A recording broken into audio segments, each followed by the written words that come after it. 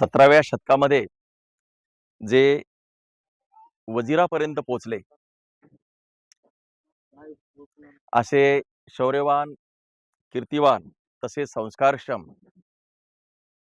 राजे श्रीमंत लखुजी राजे तसेच या संस्कारक्षम लखुजी राजांची स्वप्न पाहणारी मुलगी जी या ठिकाणी आपल्या सिंदखेड राजा नगरीमध्ये जन्माला आली आणि तिने असं भव्य असं वेगळं स्वप्न पाहिलं अशा राष्ट्रमाता राजमाता जिजाऊ आणि जिजाऊ मासाहेबांनी पाहिलेलं स्वप्न ज्यांनी प्रत्यक्षात करून दाखवलं, आचरणात आणलं, ते छत्रपती शिवराय, महात्माजी फुले, शाहू महाराज, आपल्या सगळ्यांचे प्रेरणास्त्रोत बाबासाहेब आंबेडकर, अण्णाभाऊ साठे, सगळ्या महामानवांना तसेच वारकरी चळवळीतील सगळ्या संत जनांना मी विनम्र अभिवादन करून आज या ठिकाणी आपण अतिशय कमी वेळामध्ये जो माझा सत्कार समारंभ घडून आणला, या कार्यक्रमासाठी प्रदीप बिल्होरे यांनी अतिशय हिरिरीनं सहभाग घेऊन पुढाकार घेतला. राजे आमचे शिवाजीराजे विजय तायडे, विजूभाऊ तायडे आणि सगळी नाव कुणाकुणाचे घेऊ, आमचे रामदास काळे वगैरे सगळ्या लोकांनी खूप प्रयत्नपूर्वक मला इथे येण्याचं आगत्याचं निमंत्रण देऊन या ठिकाणी इतक्या कमी कालावधीमध्ये एवढ्या मोठ्या संख्येनं आपण उपस्थित राहिलात त्याबद्दल मी तुमचे खूप आभार मानतो. आता तुमचे आभार वगैरे का मी का मानावं मला हे कळत नाही, कारण तुम्ही माझ्या बरोबरचे आहात. बंधूंनो, आपल्याला माहिती आहे की अतिशय अटीतटीच्या लढाईमध्ये मेहकर मतदारसंघातून केवळ 90 दिवसामध्ये म्हणजे 3 महिन्याच्या कालावधीमध्ये हा असा प्रचंड स्वरूपामध्ये लोकांचं प्रेम संपादन करून 1,05,000 मतं घेऊन मला लोकांनी आशीर्वाद दिला. मी हा जो विजय जनतेला समर्पित केलेला आहे, परंतु मी या ठिकाणी आज आवर्जून सांगणार आहे ती एक गोष्ट आहे की तुम्ही म्हणालात 2020चा सामना आहे किंवा कसोटीचा सामना आहे.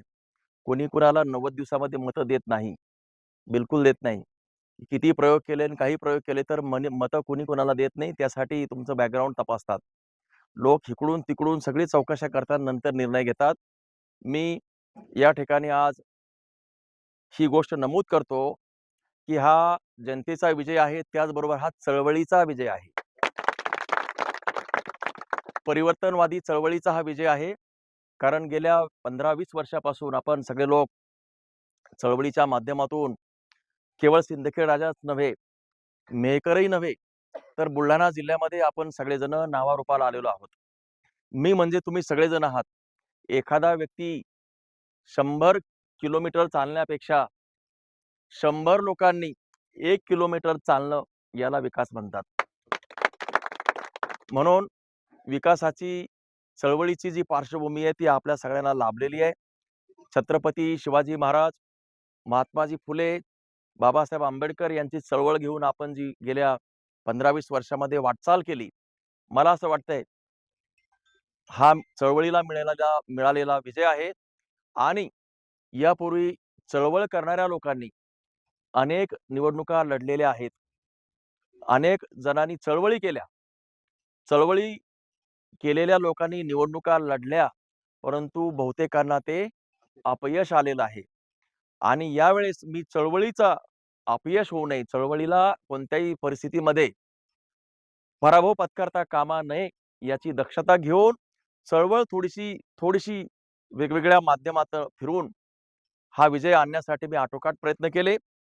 लोकांना मी शाहू फुले आंबेडकरी चळवळीचा कट्टर कार्यकर्ता हे सगळ्यांना माहिती होतं. ज्यांना माहिती होतं त्यांनी ही जी माझी भूमिका आहे ती सर्व दूर पोहोचवली.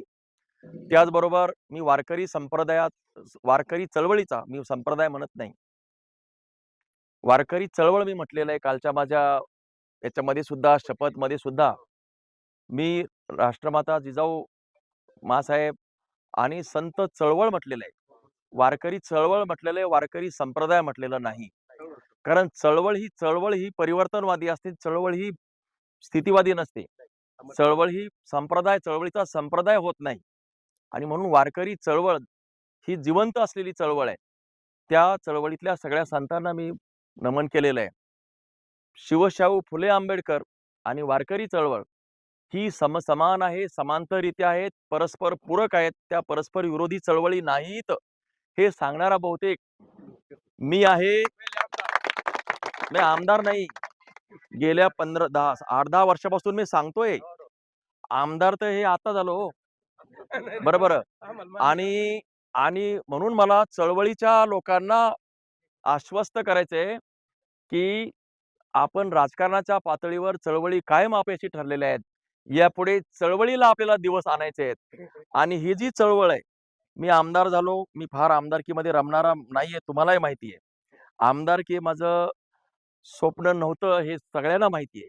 आमदारकी हे एक माध्यम आहे. हे एक माध्यम आहे. हे विकासाचं माध्यम, लोकांनी तुमच्यावरती शिक्का करण्याचं ते माध्यम आहे.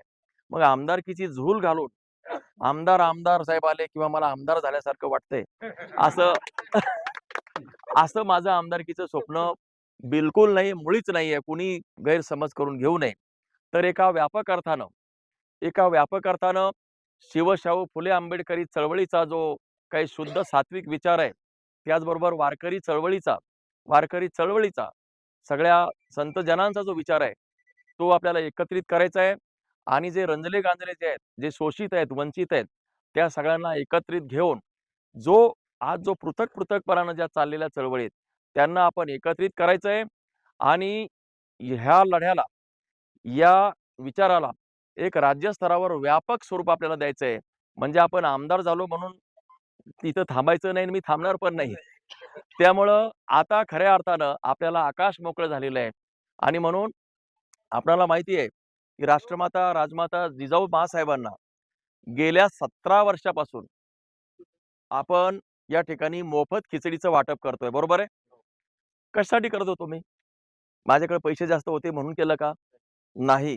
राष्ट्रमाता, राजमाता जिजाऊ माँसाहेब असेल, शिवाजी महाराज असेल आणि सगळे महापुरुष असतील. मी एक या महापुरुषांचा नेहमी माझ्या भाषणामध्ये उल्लेख केलेला आहे, की हा महाराष्ट्र छत्रपती शिवाजी महाराजांचा आहे. हा महाराष्ट्र छत्रपती शाहू महाराजांचा आहे. हा महाराष्ट्र महात्मा फुल्यांचा आहे आणि हा महाराष्ट्र समता, स्वातंत्र्य, बंधुत्व देणाऱ्या संविधान निर्मात्या बाबासाहेब आंबेडकरांचा आहे. हा महाराष्ट्र संतांचा आहे, ज्ञानेश्वराचा आहे, नामदेवाचा आहे, एकनाथांचा आहे, तुकारामाचा आहे, सावता माळ्याचा आहे, गोरा कुंभाराचा आहे, नरहरी सोनाराचा आहे. या संतांची मादी आळे असलेल्या या सगळ्या सगळ्या समस्त जनांचा हा महाराष्ट्र आहे. आणि हा महाराष्ट्र वारकऱ्यांचा आणि हा महाराष्ट्र पंढरपूरच्या विठ्ठलाचा आहे. एवढे सगळे या महाराष्ट्रात आहे म्हणून हा महाराष्ट्र वेगळा आहे. ही माझी भाषा कदाचित लोकांना समजली. कारण हा महाराष्ट्र एकाचा नाही आहे आणि शोषितांचा, वंचितांचा महाराष्ट्र आहे. एकीकडं आपण बाबासाहेब आंबेडकरांनी लोकशाही, अधिकार आणि हक्काची जाणीव करून देणारी स्वाभिमानी पायावरची चळवळ उभी केलेली आहे. तर दुसरीकडे संतांनी मध्ये सांगितलेली लोकशाही आणि एक प्रकारची मनाला अपील करणारी चळवळ त्यांनी उभी केलेली. या चळवळी आपल्याला एकत्र जोडून जो काही महाराष्ट्राचं नैतिक जे काही अधःपतन होत आहे, आता लक्षात घ्या, राजकारण संपलेलं आहे. परंतु आमच्या दृष्टीनं राजकारणाच्या पलीकडचा विषय आहे. महाराष्ट्राला जे काही बिघडवण्यात आलेलं आहे, महाराष्ट्र बिघडलेला आहे हे तर खरं आहे की नाही? महाराष्ट्र पार लयाला गेलेला आहे, बिघडलेला आहे. सत्ता जरी कोणाच्या ताब्यात आली असली, तरी नैतिक अधःपतनाच्या वारंवार पायऱ्या तोडून ही मंडळी आज सत्तेच्या ठिकाणी जात आहेत आणि सत्तेतून पैसा, पैशातून सत्ता आणि पुन्हा नैतिक अधःपतनाच्या जे काही पायऱ्या आहेत त्या वरचेवर तोडण्यात येत आहेत. याला जर कुठे सावरायचं असेल तर आपल्याला नैतिक अधिष्ठानाच्या पायावर आधारित असलेली वारकरी चळवळीला अतिशय त्याला बळ देण्याची गरज आहे. त्याचबरोबर शिवशाहू फुले आंबेडकरी चळवळीला सोबत घेऊन यांचं संगनमत करून एक महाराष्ट्रामध्ये भव्य आणि दिव्य व्यापक स्वरूपातल्या एक जी चळवळीचं स्वरूप आहे, एकत्रित करून ही जी चळवळ आहे उभी करण्याचा मानस मी आज जिजाऊच्या चरणी या ठिकाणी करतो आहे. आणि यानंतर आमदारकीचे सगळे कर्तव्य मी तर पार पाडीनच, प्रश्नच नाहीये. जरी आज आम्ही विरोधी पक्षात असलो तरी अपॉर्च्युनिटी इन डिस्गाईज आपण ज्याला म्हणतो, म्हणजे संधी ज्याला म्हणतो, यामध्ये सुद्धा संधी मी शोधणार आहे. माझ्या मेहकर मतदारसंघातील जनतेच्या संदर्भात मी ज्या कमिटमेंट केल्या, ती सत्ता असो अथवा नसो, मी त्या पूर्ण केल्याशिवाय राहणार नाही. तसेच ती माझी मातृभूमी आहे आणि ती माझी कर्मभूमी आहे. ॲक्चुअली मातृभूमीत माझं मन खूप रमलं होतं. इथूनच उभं राहण्याचं ठरलं होतं. परंतु एक त्याच्यातही नैतिकतेचा विषय मी कधी बोललो नाही, पण आज बोलतो. ज्यांच्याकडे मी मंत्रालयात गेल्यानंतर मी पहिला पी-ए झालो आणि ओ-ए-डी झालो. ते राजेंद्र शिंगणे माझ्यासमोर होते. आणि राजेंद्र शिंगणे साहेब यांनी मला राजकारणात एक प्रकारची संधी दिली होती आणि त्यांच्याबरोबर मी जवळ-जवळ 9 वर्ष काम केलेलं होतं. अशा वेळी शिंगणे साहेबांच्या विरोधात उभं राहू कसं? मी राहू शकतो का? आणि उभा राहिलो तर त्यांना काय वाटेल? असं या कल्पनेनेच जसं महाभारतामध्ये अर्जुनाने युद्ध सुरू होण्यापूर्वी अर्जुनाचं जे गांडीव आहे ते त्याला धैर्य होईना त्याला मारायचं, की मारू कुठे? कुणावर चालू? कारण समोर तर द्रोणाचार्य दिसतायत, भीष्म दिसतायत, त्यांना मी मारू कसा? ह्या कल्पनेनंच मी गर्भगळीत झालो आणि सिंदखेड राजामधून मी पोबारा केला मेकरला. फार आता काही असो, राजकारण घडलंय. आपले मित्र जे मनोज आपल्याकडे होते, आपल्याबरोबरच होते. मनोज सुद्धा आपल्या चळवळीतला मुलगा आहे आणि तो सुद्धा या ठिकाणी प्रचंड मताने निवडून आलाय. त्यामुळे मनोजचं मी या ठिकाणी अभिनंदनच करतो आणि मनोज आणि माझी चर्चा झाली, की सिंदखेड राजाच्या विकासासाठी आपण दोघे काय वाटेल ते करू. कारण तुम्ही मला काही म्हटलं तर माझा जीव मात्र इथेच अडकलेला आहे. मातृभूमीत मी खूप काय केलं. या ठिकाणीच मी चळवळीची सुरुवात केली आहे. है ना? दुधाची चळवळ या ठिकाणी केली, उत्कर्षची चळवळ या ठिकाणी केली, शैक्षणिक संकुल या ठिकाणीच आणलं. खिचडीचं वाटप मी या ठिकाणीच केलेलं आहे. दुधामध्ये गावागावात मी सकाळी 6 वाजता मुंबईहून येऊन मी आडगाव राजाला आमच्या रामदासच्या त्या ठिकाणी मी दूध मोजलेलं आहे, फॅट आणि एस-एन-एफ तपासलेलं आहे. तिकडून येऊन एवढं मी मेहनत या ठिकाणी मी घेतलेली आहे. त्यामुळं सिंदखेड राजामधून माझा जीव, माझा पाय निघणे नाही. त्यामुळं सिंदखेड राजा हा माझा अतिशय माझ्या मनाच्या गाभाऱ्यामध्ये, अतिशय कोपऱ्यात आणि हृदयामध्ये बसलेलं हे गाव आहे, इथली माणसं आहेत. तुमच्या भरोश्यावरच मी या ठिकाणी उभं राहिलेलो आहे. इथे मी 10वी ला होतो, तेव्हा अंतोले आले होते आणि त्यावेळेस मी त्यांच्या समोर एक जिजाऊचं गाणं म्हटलं होतं. पुन्हा एकदा जिजाऊने घराघरातून जन्मा यावे. पुन्हा एकदा जिजाईने घराघरातून जन्मा यावे. प्रिय आपुल्या महाराष्ट्राला लाख चिरंजीव शिवबा द्यावे. हे मी तेव्हा 1981-82 ला मला वाटतं 82 ची गोष्ट आहे. त्यावेळेस मी 10वी ला होतो. स्कूल कॅप्टन होतो. आदर्श विद्यार्थी होतो आणि थोडं गाणे पण म्हणायचो.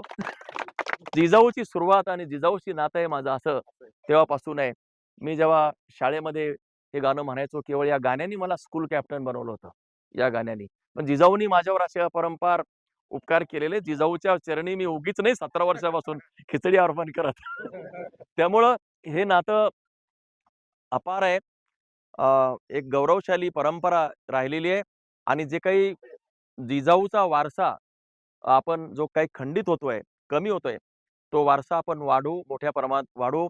पाचाडला सुद्धा आपण जातो. त्या ठिकाणी आपण आता मोठं त्या ठिकाणी एक तुम्हाला मी कायमस्वरूपी आता निवासस्थान त्या ठिकाणी निर्माण करतो. तुम्ही जे मागाल ते मी देण्यास तयार आहे. आमदार म्हणून जे मागाल, माझा फंड आहे, माझ्याकडे आता यंत्रणा आहे. माझ्याकडे आज सरकारात मी जरी नसलो, तरी सरकारपेक्षा मी काही कमी नाही. त्यामुळं तुम्ही त्याचा काही विचार करू नका. तुम्ही असंच माझ्यावर जे प्रेम दिलंय, ते असंच ठेवा. आपण मला जो सत्कार केला त्याबद्दल मी तुमचे खूप आभारी आहे. आणि यापुढे आपण चळवळीची माध्यमातून पुन्हा भेटू आणि चळवळ आपण व्यापक स्वरूपामध्ये उभी करू. महाराष्ट्राला चळवळीचं राज्य आपण आणूया. महाराष्ट्रामध्ये आज चळवळीचं राज्य नाही. महाराष्ट्रात नैतिक अधिष्ठान असलेलं राज्य नाहीये. महाराष्ट्रामध्ये नैतिक अधिष्ठान असलेलं तसंच फुले शाहू आंबेडकरांच्या चळवळीत आधारित असलेलं नवीन जी काही संकल्पना घेऊन आपण काम करू. एक मोठं वादळ आणि मोठं एक स्वरूपाची चळवळ आपण या ठिकाणी उभी करू आणि येणाऱ्या 5 वर्षामध्ये प्रचंड महाकाय असा बदल घडवून आणण्याची ताकद आपण ठेवूया. आपण या दिशेनं आगेकूच करूया. मला आपण बोलावलं, मी या ठिकाणी आपले आभार मानतो. थांबतो. जय जिजाऊ.